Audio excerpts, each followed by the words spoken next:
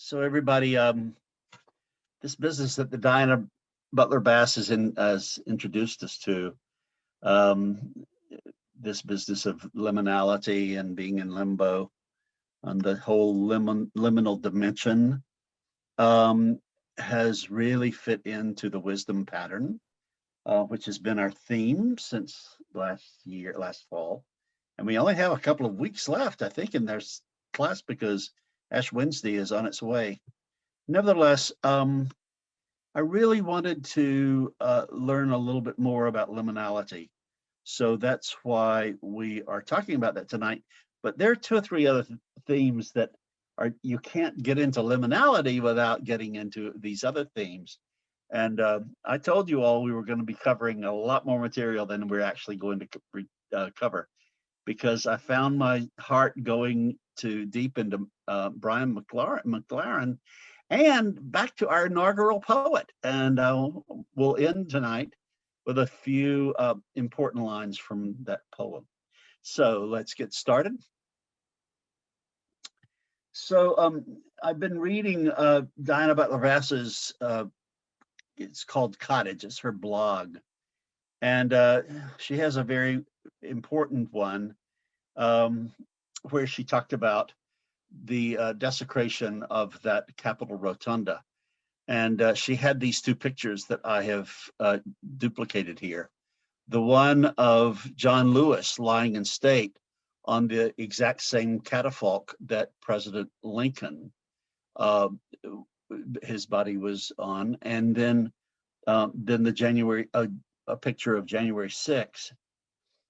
And then in between, one of the flags there, Jesus is my savior, Trump is my president, and the bringing together of Christian nationalism, which I must say I'm kind of embarrassed to admit, but I just haven't been following Christian nationalism.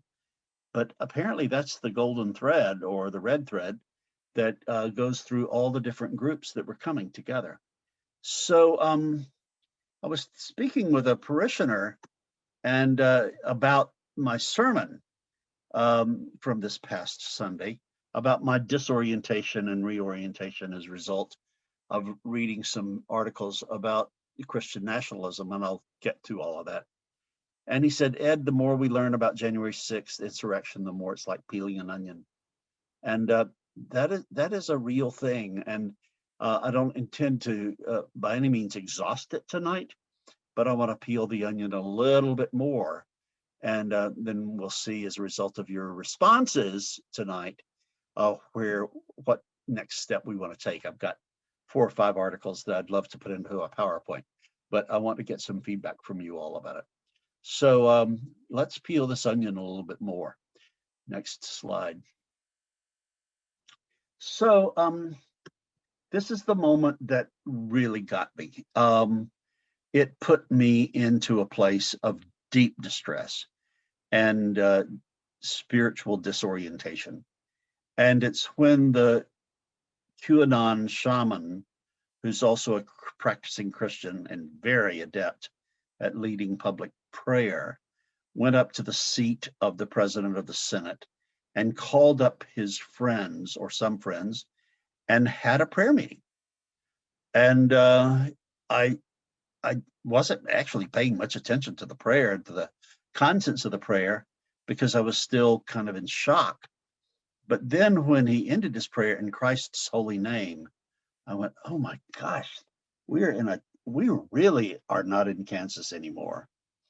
And so I have a friend who's a journalist in Philadelphia, and he continues to send, he used to be one of my parishioners in California, and he keeps sending me stuff. And this is a prayer that Rolling Stone reported out, where these men raised their arms and prayed this prayer to send a message. God, we want to send a message to all the tyrants, the communists, and the globalists, that this is our nation, not theirs. They thank God for allowing the United States of America to be reborn. And I'm sorry, I can't even read my own slide there. That's another thing about something about we've really got to have this powerful church. So let's keep moving. Next slide.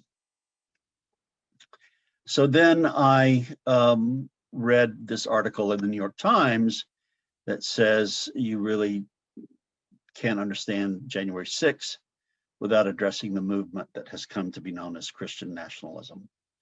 And these two professors of sociology have unpacked it all, calling their book "Taking America Back for God." And the package of Christian nationalism has assumptions of nativism, white supremacy, patriarchy, heteronormativity, along with divine sanction for authoritarian control and militarism. It's as ethnic and political as it is religious. As understood in this light, Christian nationalism contends that America has been and should always be distinctively Christian from top to bottom in its self-identity, interpretations of its own history, sacred symbols, cherished values, and public policies, and it aims to keep it this way. And there's a citation there for you all to dig into that very lengthy New York Times article. Next slide. So parishioner wrote me today, actually, and was commenting on my sermon from Sunday and said, this disorientation and disorder is difficult to embrace when we all see what can happen to a large part of the population that seems so far from reality and Christianity. Religion/Christianity has been misappropriated to support their cause and beliefs, and we know many believers of the other. The true message of Jesus has been lost. This is a painful time for me because it has affected many of my relationships. I'm certainly not without issues, far from perfect, and I do not feeling this way. Now, I just want to pause and say that I think that the reason I am so distressed myself, and I'm not without hope and not without vision and optimism, but also am alarmed at the reality of Christian nationalism, the idea that America should only be a Christian nation, is that it is affecting. Number one, that's not true. Not true to Jesus. I think it's not true to God. You can't be. God is not a Christian, as Desmond Tutu says. And God doesn't belong to any religion. All religions belong to God. And we have an amendment about not establishing a religion. And then on the deepest kind of existential level, we really do have family members who are not speaking to one another and people who have lost friendships over this. So I think this is a moment. I think this is a moment, both in terms of the wisdom pattern that we've been talking about with Roar. It's also a moment existentially about us personally and about our nation and the nature of it. And I want also to suggest, and I hope that you'll write me if I'm way off base on this, but what happened yesterday in Myanmar in terms of the military coup is about having strong men. So I think this is all calling us to a real moment of understanding. And as Karen Vaught earlier said, it's a precursor to greater understanding and insight, which absolutely is what we're going to get to later on. And I really appreciate John Floyd's calling in freedom of religion. Okay, next slide. And I'm assuming that you all know that gallows and noose was erected for Vice President Pence. Now, I wanted to, in that wonderful essay that that Diana Butler Bass has about whether or not this was a desecration and whether or not these halls are sacred. She gives the argument on both sides and then comes down with that it was a desecration and these halls are sacred. She also quotes this, it has this wonderful set of quotations in her essay about John Lewis. And what I want to draw attention to of all this that I'll kind of read quickly is this business that good has already won. And this is the deep belief in the spirituality of what were called the foot soldiers during the civil rights movement in the early 60s on.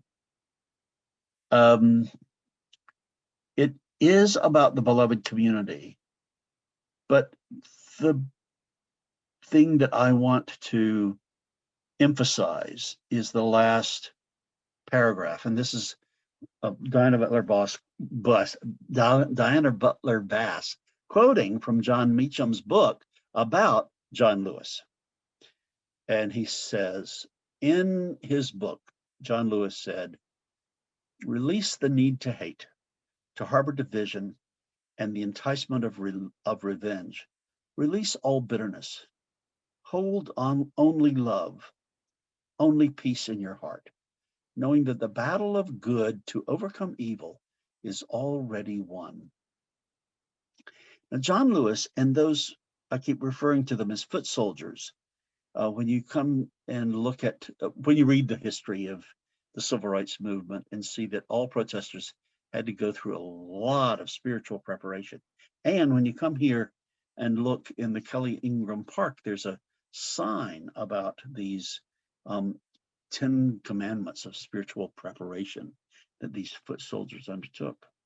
And it was all about promoting the beloved community, being an instrument of the beloved community.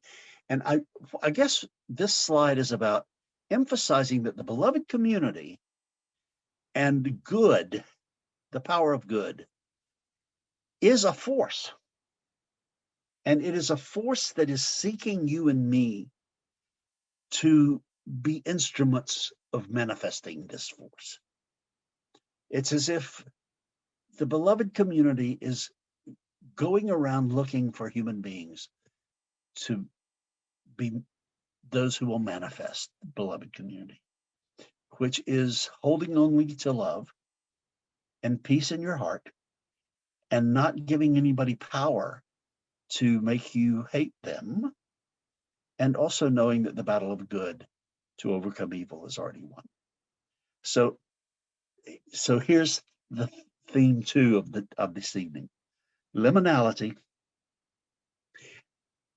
and we're going to explore some more of that in just a second, and the power of good to overcome evil, and the power of the story or the narrative or the paradigm or the mythology, all of those words I'm using interchangeably tonight, of the beloved community.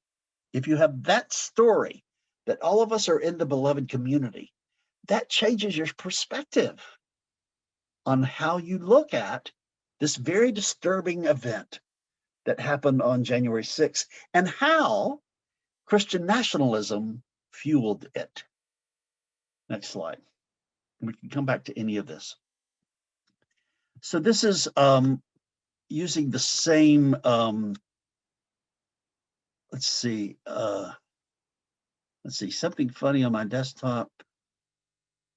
Okay, Tom Shelton wants to be let back in. Okay, we're going to work on that, Tom.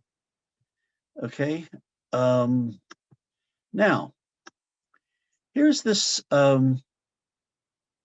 graphic we used before, and I got Ray Utenov's permission to quote her and actually to credit her. And she says, in what we're this journey we're on together at St. Luke's. She says, I am learning that the old order has worked for only a select few. And we must embrace the disorder that we are in right now as we strive to be one community connected by love and respect. That is the not yet we're moving toward. We are moving toward a paradigm mythology, a way of seeing the world that works for everyone, that doesn't work just for a select few. And in order to get from the no longer to the not yet, we are in this limbo space, in between space. And we need each other more than ever before to get there. Thanks, Ray, for that comment. So you all, when here we're going bouncing back to the theme of liminal space or liminality or limbo. Limin, limen means threshold. And liminality is the in-betweenness between what was and what will be. Okay, let's go to the next slide.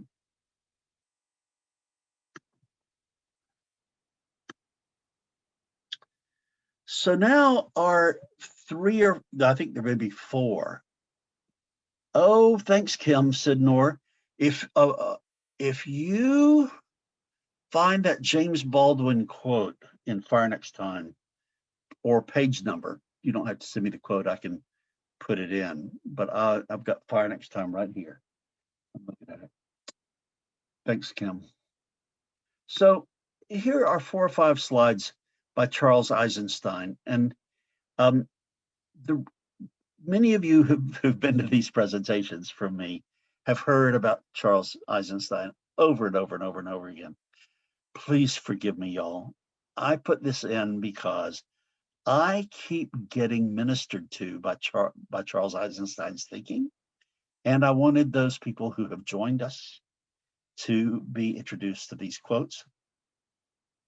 I have absolutely no need to read every word here. I'm just going to pick out 2 or 3.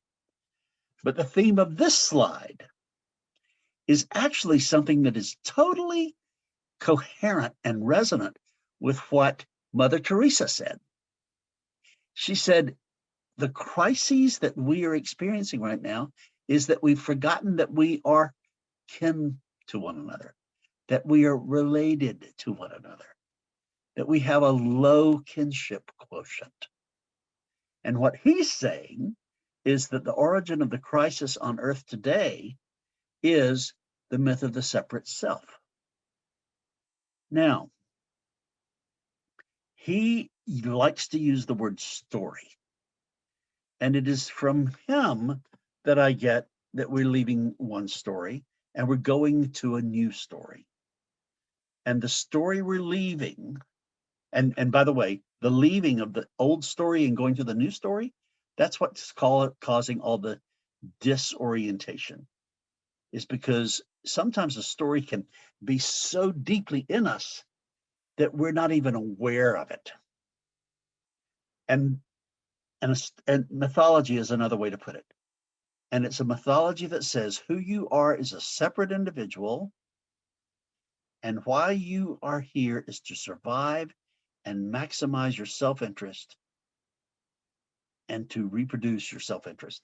You all, I will resend to you this slide because clearly I got the graphic over some of the text, and I'll ask Bethany to send out a new one so that you have a really good, clean quote for this. Nevertheless, I think we've made the point is that the story that Charles Eisenstein thinks is dying is the story of the separate self. Okay, and that all of us are bringing different, separate, distinct, discrete parts. And he says, that's just not true. All right, next slide.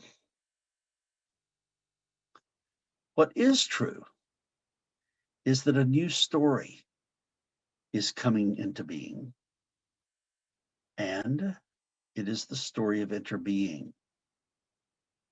And in the story of interbeing, when it has its way, it will overcome war and domination and the ascent of humanity over nature and of winning the competition of each against all. And the whole story of separateness is coming to an end. We're done with it. And a new story is dawning. We're ready for something else. And all of that can translate into how we relate to one another in the political realm. Okay, next slide. So he calls the new story what Thich Nhat Hanh calls the story of interbeing. And that is the magnetic compass needle to align ourselves to the future. And it's more than interdependence. It's just not that we need the Amazon or we need each other. It's that our very existence depends on each other. So the existence of another being is degraded in any way, we are also reduced. So that is now. I want to connect this back to the slide about John Lewis.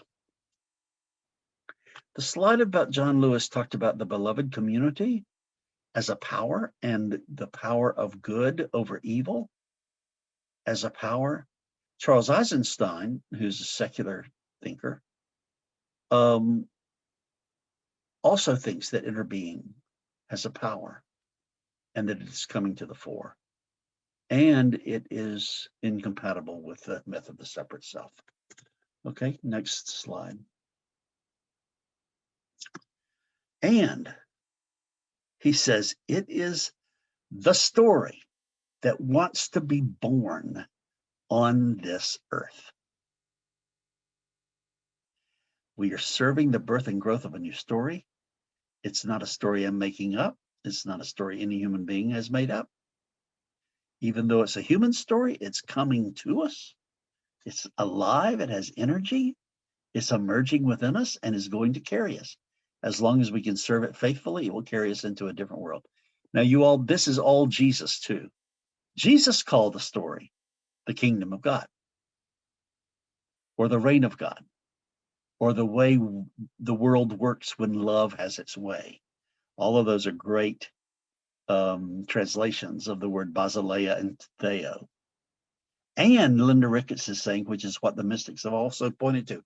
Absolutely. There's this great new book that's coming out. I've just written a blurb for it by John Philip Newell, the great Celtic theologian. And oh my God. Anyway, it's magnificent, a great book. And I'm going to be teaching some of that too. And he's going to be one of my guests in the forum. Nevertheless, he is saying that the Celtic folks kept this going even after Constantine took over Christianity and made everybody a Christian. So anyway, back to this story. It wants to be born. And I love this last paragraph on this slide.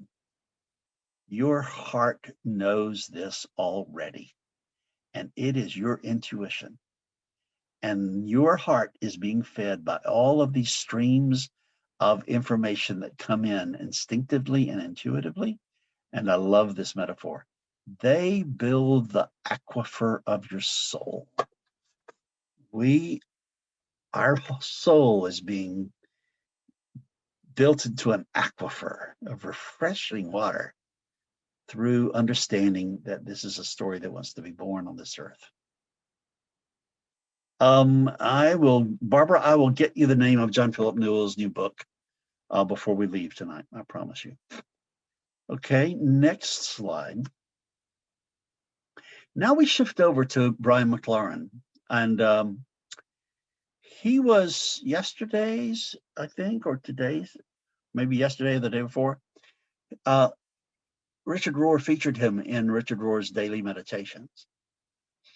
And now we're shifting a little bit in this presentation. We've talked about liminality. We're going to come back to liminality, but now in a new way.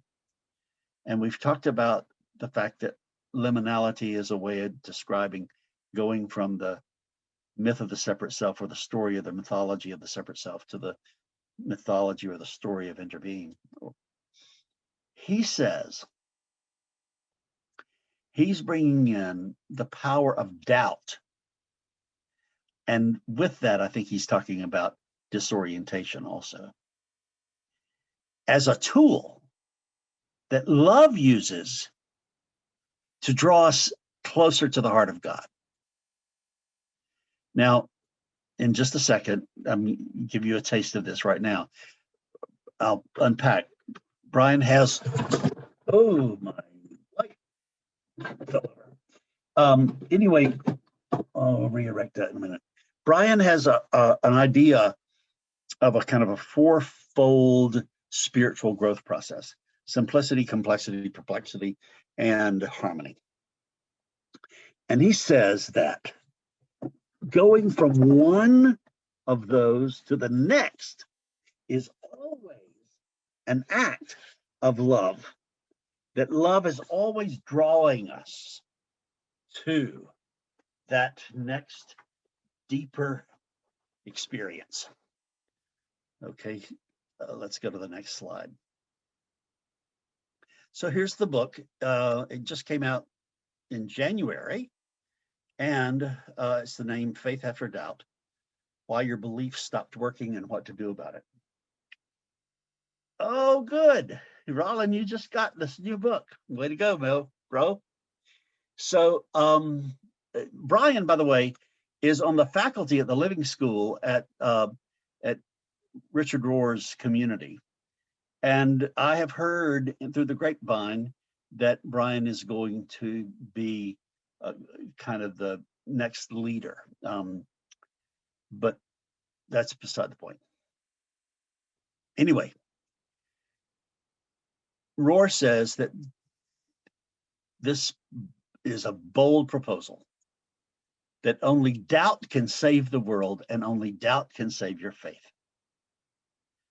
And so Brian says in this meditation that he tried to synthesize the major theorists on moral, intellectual, and faith development into a simple but comprehensive scheme outlining 4 stages of faith development: simplicity, complexity, perplexity, and humility, harmony. He called it humility, harmony. Now I think he's only calling it harmony. Next slide. Oh, by the way, those of you who are fans of Glennon Doyle, she's a big supporter of Brian McLaren. Now, I love this image of the gravitational pull of love. And that what love does is it draws us deeper and deeper and deeper. So when we go from simplicity to complexity to perplexity to humility, it is love pulling us into the depths. So that asterisk is an important one for me. That's where I was trying to connect all of this to the beloved community, the power of good over evil, and the story of interbeing. I hope you all see that all of this had some design to it tonight, pulling it all together. So let's go to the next one. This is where I think it gets really interesting. So what he's saying is that every stage has a pursuit, and you get a set of thinking skill sets in every stage. And that what's going on is love pulling us deeper, deeper, deeper. That's what the arrows are supposed to suggest. And that love matters more than any of the gifts of any one stage. So, stage 1, he's saying, is a pursuing correctness. And that's very appropriate at a certain time of your life where you want everything to be correct. And he calls this the stage of simplicity. And the thinking skill set there is dualistic thinking, either this or that, which is very helpful to have categories It's either this or it's that. However, he's arguing that love doesn't want you to stay there. Love wants you to go down to complexity. And that's where you love effectiveness. And the thinking skills you get there are pragmatic, the whole pragmatism stuff. But that's not enough. Love wants you to go even deeper. To love more than correctness and effectiveness is to love honesty and justice. And loving honesty and justice will flat put you into a stage of perplexity. And that will lead to critical and destructive thinking.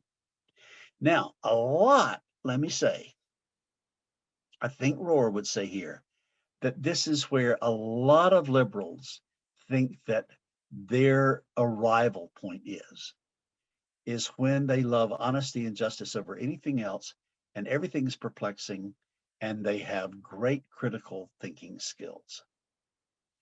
What both McLaren and Rohr are saying is that love won't leave you there either. You could call stage 3 disorientation, I think. But they're saying that love will not leave you there either. Love is going to take you down to the stage of harmony, where the new skill is unitive or non-dual seeing, the whole both and business, in which knowing and unknowing, faith and doubt, clarity and mystery, they're not opposites, but they're complements. And you understand that you have to have all of that to have a hold on life. Let's switch over to the left-hand side there, where Rohr picks up and says, when I studied the mystics, I learned that they often spoke of purgation or catharsis. I mentioned catharsis in my sermon this past Sunday as the portal to illumination or photosis and union or theosis.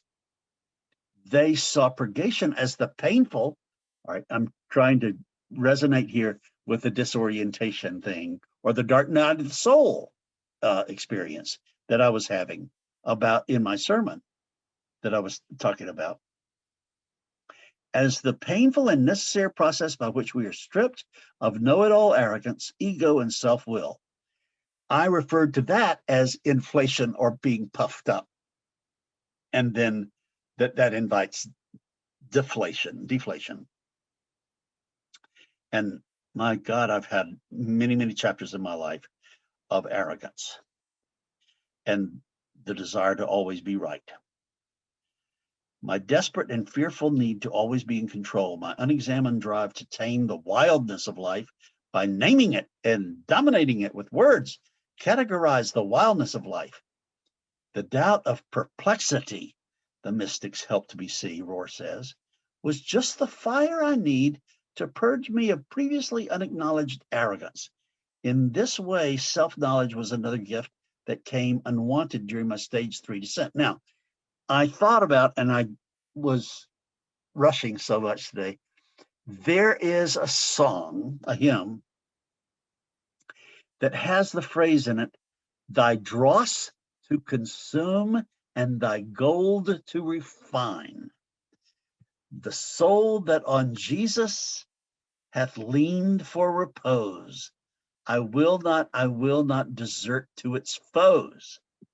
It's just an amazing stage 3 to stage 4 hymn. How firm a foundation. Thanks, Mary Lynn. I couldn't call the name of it. How firm a foundation, ye saints of the Lord. So the idea is that Brian McLaren is arguing that love's power is to draw you from stage 1 to stage 2 to stage 3 to stage 4. And that's where the firm foundation is. I am trying to consume your dross and gold to refine. Yes, Mary Lynn, all of us who were raised with that him have got a story to tell. Lord of mercy. All right, we have to go on because we got a lot of material here. We got to get to the inaugural poem. We got to end there tonight with that beautiful woman. Let's go to the next slide. So now, let me see what chat this is. Yes, I got it. So, Perplexity, remember that's the name he gives to stage 3, or the stage I'm identifying as the dark night of the soul, or the stage of disorientation, or the stage of in-betweenness. It's really important to understand that perplexity is not a dead end, but a birth canal. And everybody, I think, is having resonances right now in their mind of Arundhati Roy talking about the pandemic as portal. Whenever you've got somebody who's giving metaphors to things like having it's being in a birth canal or a portal, we've got evolutionary Christianity or evolutionary anything. So McLaurin says, faith was about love all along. We just didn't realize it, and it took doubt to help us see it. And sometimes, by the way, when you're in perplexity, you don't see anything about a birth canal or anything like that. You're just hurting. He says, I wish I could go back to that younger agonized me in stage 3 perplexity and bring this message. I know that your perplexity feels like a dead end, but wait. Oh, I love the love vibrations of this statement to his younger self. Wait, endure, persist, do your work. And I underscored that. There is work, y'all, in every time we are in purgation, or we are in transition, or we are in disorientation. There's work to do there. So see this thing through, hang in there, trust the process, and it will become a passageway, a birth canal. You actually need this purgation, thy dross to consume, thy gold to refine, and unknowing. Remember, the beginner's mind in Buddhism is a mind of unknowing, or the mystical medieval text, the cloud of unknowing, to prepare for you for a new depth of living, a new depth of knowing, and a new depth of loving. There is much that deserves to be doubted. And if you really care about the truth, you must pursue it using doubt as a necessary tool. Doubt is not your only tool, but it is one of your tools. And you all, we have prayers in the prayer book that understand that doubt is a threshold to deeper belief. I love that. Oh, I love that. Okay, next paragraph. Next slide. So here's one of my newest best friends, our inaugural poet in contemplative mode. So, doubt, not knowing, disorientation, the in-betweenness of liminality. This slide is trying to gather all the threads of the entire PowerPoint up. And this is what Brian calls harmony. We're not returned to certainty. We're not returned to knowing in any concrete way. These are Richard Rohr's summary statements, words, but we are gifted with the okayness of not knowing and the coherence of non-discriminatory love. Brian, who was raised evangelical, really gets it, Rohr says. I do not believe evangelicalism or street corner Catholicism can be renewed at any depth without the discovery of the contemplative mind.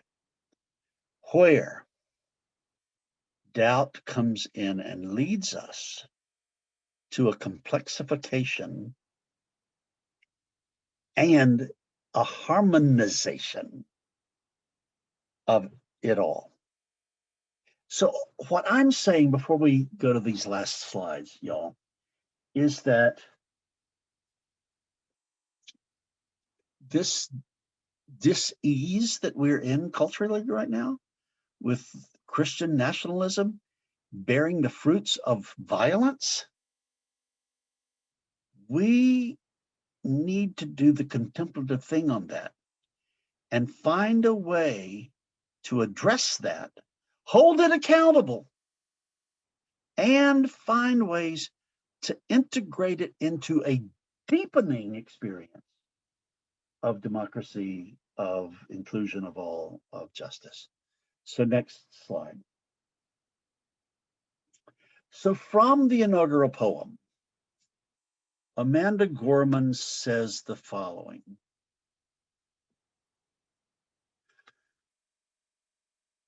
When day comes, we ask ourselves, where can we find light in this never-ending shade? The loss we carry, a sea we must wade. We braved the belly of the beast. We've learned that quiet isn't always peace. And the norms and notions of what just isn't always justice. I love the play on that. Of what just isn't always justice. I'm excerpting like mad. Somehow we've weathered and witnessed a nation that isn't broken, but simply unfinished. And so we lift our gaze not to what stands between us, but what stands before us. Now that is an invitation to me. I have got to lift my gaze or deepen my gaze, not to what stands between me and people who are absolutely desecrating the name of Jesus from my judgmental correctness perspective, but what stands before us. We close the divide because we know to put our future first. We are in a birth canal. We're in a portal. Putting our future first. We must, yeah, her hand motions made the words, oh, absolutely. We close the divide because we know how to put our future. We must first put our differences aside. We lay down our arms so we can reach out our arms to one another. The idea is you can't shake a hand unless you release your fist. And if we try to relate with our fists clenched, where will be the handshake? Next slide. So, we seek harm to none and harmony for all. Let the globe, if nothing else, say this is true. That even as we grieved, we grew. That's the birth canal. Even as we grieved, we grew. The birth canal, the portal, move from disorientation to reorientation. I mean, one of the prayers I have every morning is, how am I growing as a result of my grief? We have been having Morning into Unity Monday evening grieving, public grieving times. And the research underneath grieving, public grieving, is that it does help you grow. That even as we hurt, we hoped. That even as we tired, we tried. But one thing is certain. If we merge mercy with might and might with right, then love becomes our legacy and change our children's birthright. For there is always light if only we're brave enough to see it. If only we're brave enough to be it. Now that, my friends, I believe, is the call to the wisdom pattern. To become light. It ain't enough to see it. It ain't enough to get it in your mind. The call is to be it. So at the top of the slide, Richard Rohr says, I do not believe renewal can be achieved at any depth without discovery of the contemplative mind. That is what he would say and argue is the way you move from seeing the light to being the light. And he likes to quote this: you have to act your way into a new way of thinking. You cannot think your way into a new way of acting. So I think that's it. Is that right? Oh, no, there's one more. So here's the power of poetry. Now, this is straight out of Thomas Merton's theology. And it comes from a quote that John F. Kennedy gave in a speech at Amherst for the groundbreaking of the Robert Frost Library. And you remember Robert Frost had been the inaugural poet for JFK's inauguration. And Kennedy could have been speaking about Amanda Gorman when he said, when power leads us toward arrogance, poetry reminds us of our limitations. When power narrows the areas of our concern, poetry reminds us of the richness and diversity of our existence. When power corrupts, poetry cleanses. So what's coming into my mind is the poetry of so much of the Bible, particularly the prophets. When you look at the best translations of Jeremiah and Isaiah and Amos and Hosea, they are put in poetic form because they had had time with God and they came to say, this, thus saith the Lord. And they could say that without arrogance because they had been with the Lord. And a lot of Jesus's stuff reads like poetry. Anyway, it's a call for that. So I've led us deeper, I hope, deeper into liminality, deeper into an understanding of the power of perplexity and disorientation and liminality. I have to get reminded of this over and over again. But eventually, I mean, ultimately, this is about there being a power inside of every one of us. And it's the power of the beloved community. It's the power of love. It's the power of goodness over evil. And it's the power of the light, which we are called to be. So I want us to go to our breakout rooms, please, now for 7 minutes, please. And say anything you need to say about how this touches your life, either about the liminality, about the discomfort, about the disorientation, or about the power of the beloved community, or of peace and justice and love, calling you to be its manifestation in the world, or becoming light. Let's just go to our rooms right now, chat rooms, talk about that and come back and see. But only 7 minutes tonight, unfortunately. Oh, I went long.